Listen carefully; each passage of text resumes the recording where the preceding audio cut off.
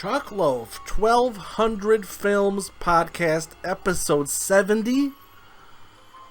And in this episode, I will be doing my 1000th review. Amazing.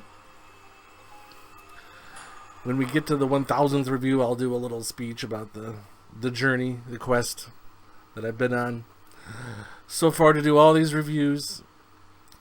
But, and throughout the show, we'll be taking little steps back down memory road and having a nostalgia bump. But a person on the last episode put in the comments that they wanted a reaction to the Lady of Heaven trailer. So I watched this trailer, and it looks like a wonderful, swashbuckling, epic adventure. But sadly, this is a horror movie podcast. It says right on the main screen there, all horror all the time, with occasional dips into science fiction thriller.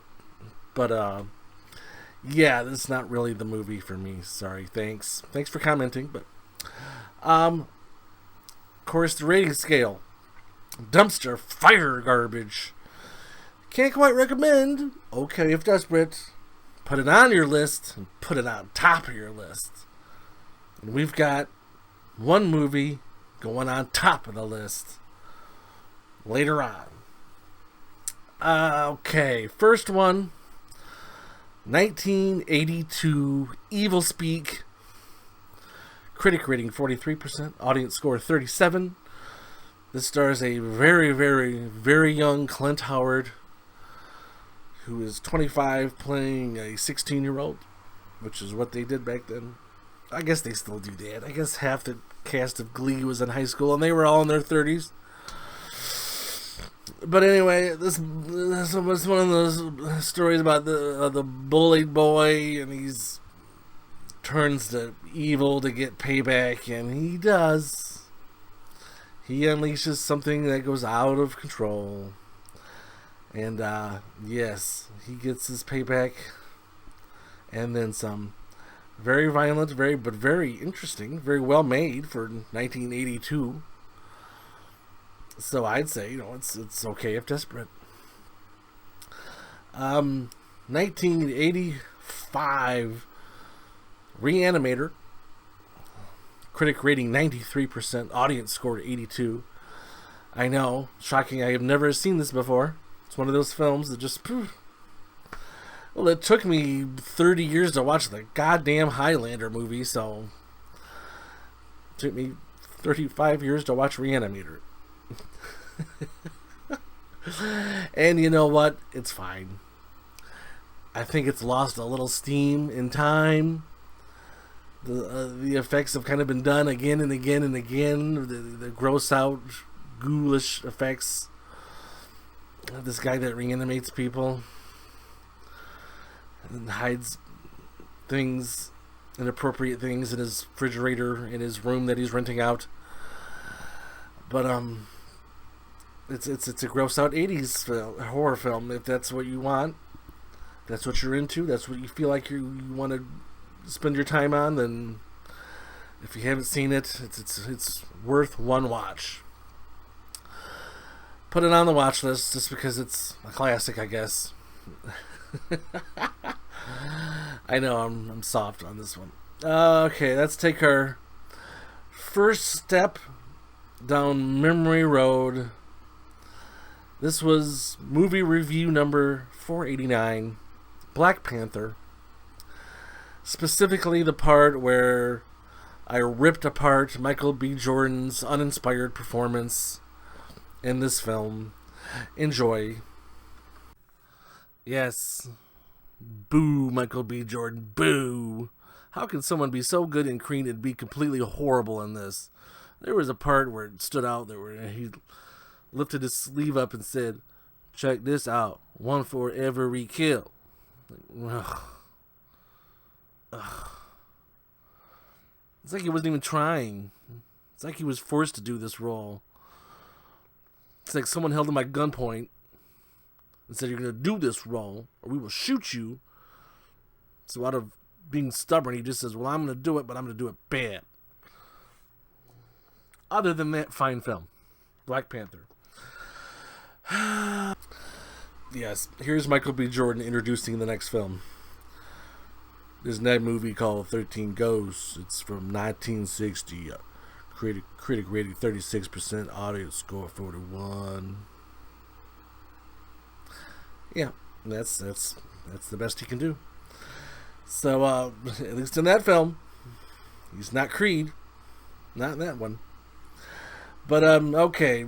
13 Ghosts, like you said, 36.41 rating, 1960. I expected a lot worse. From 1960, I expected, a silly Donna Reed type haunting. But, this tried to be a little edgy for its time. Some of the stuff was like, well, if I was a teenager back in, I'd probably be shocked by this if I was watching this for the first time. But it does not hold up, unfortunately. There was a very familiar face. The maid. Well, this family inherits this house, right? And there's this maid that's already been there. She's an older lady. And she was played by Margaret Hamilton, who played the Wicked Witch in the original Wizard of Oz. What the what?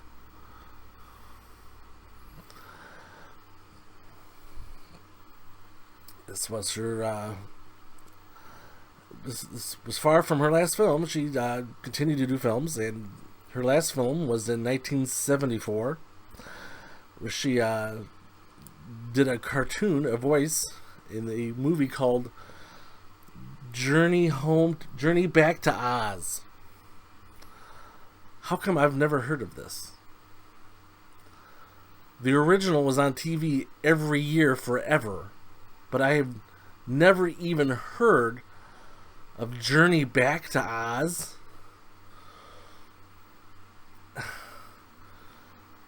You would think they'd be pushing this. I don't know if I'll ever watch it. I don't really have that much interest in it now, but gosh, back then, a fully animated sequel to Wizard of Oz called Journey Back to Oz. Anyway, 13 Ghosts garbage, dumpster fire garbage. You can poop on that one. I just can't believe they had the Wicked Witch of the West on. 2021 Fear Footage 3 a.m. Nothing on Rotten Tomatoes. IMDb has as a 3.3 out of 10. The first two I reviewed together probably about 15 episodes ago, if you want to look that up, because they were both excellent. The first one was a top tier. Second one was a notch down, but still pretty good. This one goes another notch down to okay if desperate. And I looked at some of the information on this. This film had a $2,000 budget, which isn't much more or less than the previous movies. What? This makes Blair Witch look like Independence Day. $2,000?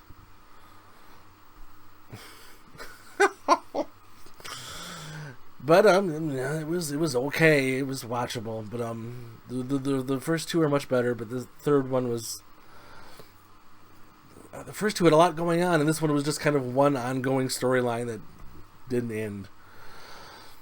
But fine. Next one, 2019 Killerman. Critic rating 26%, audience score of 63, based on a true story of this jewel heister, or I guess he's a drug heister, and he launders money and yada yada yada, and then he gets in a car wreck, and he forgets who he is, and he forgets that he's an undercover cop, and everyone around him is a criminal, so he just assumes he's a criminal. And he goes on the run. And you're saying, but this doesn't really sound like a horror film. Well, give it about an hour and 15, it turns into a horror film. You got people being eaten by animals. It becomes horror. And it had a familiar face. One of the random bottom actors who had about 6 lines in the film looked very familiar. And I forgot his name. I looked it up. But he was the guy that played Johnny Arcade in the TV show Video Power back in the early 90s. For those that don't know, pre-internet, when you were playing video games, you really didn't have any way to find cheats or help of any kind. And this was the first television show where you got some of that. It was basically with these 4 kids competing in games, but throughout the show, Johnny Arcade, not his real name, who was level 9 ADD, I swear to God, but he would give you hints and cheats for video games. And that was one of the few places to get that. But yeah, he pops up in this, and he's 30 years older. But it was him. Yep, he's acting, so it's good for him. But as the movie, I would say okay if desperate. It's one of the better okay if desperates, but that's what it is. Now let's go back to another retro one. 6:15, The Running Man. The Running Man I had seen 1,000 times. It's my favorite movie. But I decided that was going to be the one film during this thing. And I still believe it's the only film I've ever counted on this list that I hadn't seen, that I had already seen before. It's because I wanted something familiar, as I explained in the review. And when I listened to the review, if you listen closely to my my horrible Arnold Schwarzenegger impersonation, as it gets going, it turns into a stereotypical Asian man. So, yeah, listen for that. And here it is, my review of The Running Man. 6:15, I embarrassed. I broke a promise. I said in episode 1 I was not going to watch films I had already seen. But it was kind of a string of mediocrity, so I needed something familiar. I needed comfort. I needed to go home. So I watched The Running Man with Arnold Schwarzenegger. I love this movie so much. This movie's got so many quotable lines. You do. Now I do. You must be very proud. You're the asshole on TV. Yeah, there's so many great lines. And Richard Dawson was so great as the bad guy. It's too bad he didn't get more roles after that. Look at that mother run. Kurt Fuller. Underrated Kurt Fuller was in a small role. And Jesse Ventura was the old washed up stalker. Yeah. Anyway, movies. I'm sure everyone in the world has seen this. But the cool thing was when I watched it, I saw that it started in the year 2017, and then it fast forwarded 18 months later when they were in the little prison. I was like, that's right now. That's like right now. That's this minute. That's so cool. We finally caught up to Running Man. But yeah, it's in the future, and there's this crazy game show where they put in killers and have these pro wrestling like stalkers go after them and kill them, and it's treated like a game show. It's treated like, like Richard Dawson. It's like Family Feud. It's just family fun. And people are gambling on which stalker's going to kill the convicts or whatever, and Good times. I needed that, though, to get me through. I could quote that movie forever. Uplink underground. Uplink underground. I'm gonna uplink your ass and you'll be on the ground. And Fireball, who was played by NFL legend Jim Brown, who talks as slow as any human being. Amber Mendez in the movie said, "These are last season's winners." And they were all burnt to a crisp. And Fireball says, "No. They were last season's losers." Then as Arnold's getting a little thing around his neck that kept him in prison, getting that removed, he says, the guy taking it off says, "There's nothing to lose your head over." Wonderful film. I could break your neck like a chicken. I could quote this all day. I could quote it all day and forever.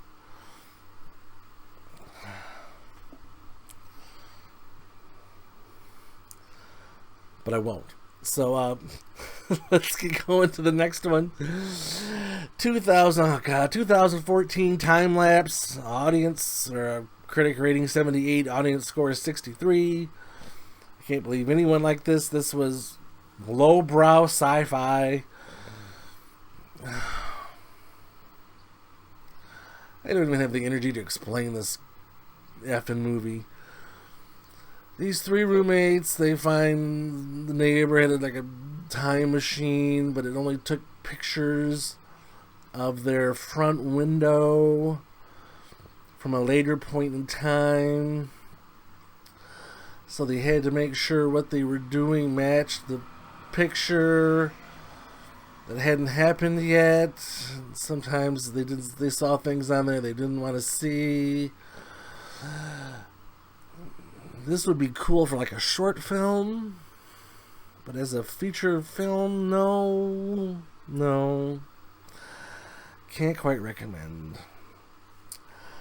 And it is time. It is time for my 1000th review.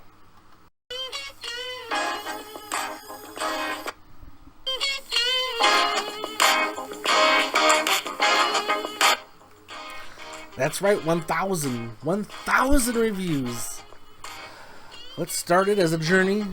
Back in January of 2018, started as a Guinness record attempt, which was as I tried to watch 1,200 films in 1 year and review all of them on YouTube. I got to about 700 in July, and then Guinness told me, "Nope, what you're doing isn't enough. Screw you. You can stop." That's basically what they told me. But so I stopped doing it for about a year. Then I realized I miss doing that show, and I want to do it my way. I'm going to do all horror all the time. Since years later now, and what are we, July of 2021, that's what I'm doing. Party's rolling on. And here is my 1000th review. Unfortunately, it's a crap movie. From 2021, The Reckoning. Critic rating 20%, audience score 31. That still seems high. Starts with this little girl who sees her mother burned alive because they thought she was a witch. It's set way back when they burned witches. And fast forwards later on, and she's got a family with kids, and all of a sudden, she gets arrested because they think she's a witch. And guess what? She just might be.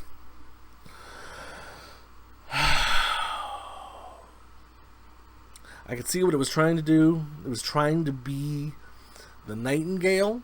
Remember that movie from a couple years ago? I did a feature review of that probably 20 episodes ago. Great film. It tried to be that, and it failed. Les Miserables. Fortunately, my 1000th review is dumpster fire garbage. Sad to say, but it's what it is. Now to our feature review, The Vigil. There is something very now.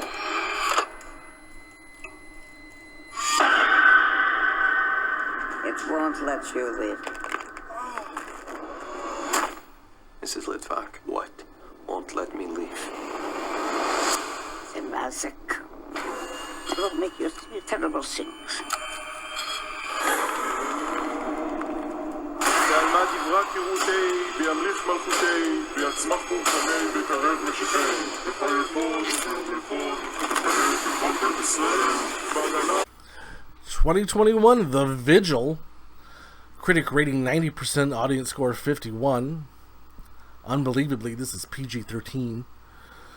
But, it's about what's called a shamer who is to watch over a dead body in a Jewish Orthodox tradition. When someone dies, a shamer has to watch the body for that period of time to make sure that an evil entity does not possess it. And I'm sure 99.99999% of the time it goes off without a hitch. Well, this time there was issues. There was this guy who's a college student, and he's kind of lost his faith, but he gets paid money to sit there and watch this body overnight, because no one else would do it. So as he's doing this, strange things start to happen. Things start going wrong, and he realizes he's in a predicament. And things grow from there. Len Cohen, who played the old lady, she kind of stole the show. She played the widow. Yes, the widow. Because it was the husband that dies, and she was the widow. Fascinating. Easily, so far, the best horror film of 2021. Not a whole lot of competition, but so far it's number one, so it'll probably make it to the top 10 list, no matter how many I see. But there's a lot to see. There's still Halloween and all kinds of other Purge movies. And the IndieWire put out a good review of this. It's The Conjuring with an Orthodox Jewish twist. That's exactly what it is. Put it on top of the watch list. Check it out. The Vigil. That is my 1000th and first review. Congrats to me. Alright, on the next episode, now we got to get to the next 1,000. Well, we got to 1,200 first, because that's what the goddamn show is called. And then we'll worry about 2,000. On the next show, we got The Silencing, Witches in the Woods, Becky, which stars Kevin James. Extraordinary, which was on, I think, number 3 on Rotten Tomatoes' top 10, top list of horror movies for last year. I'm just now getting to it. An old one called Spookies. A newer one called Fried Berry. One called Hunter x Hunter. And what looks to be a Bigfoot movie called Monstrous. Swing Monstrous. I love me some Bigfoot. So, until next time. Au revoir.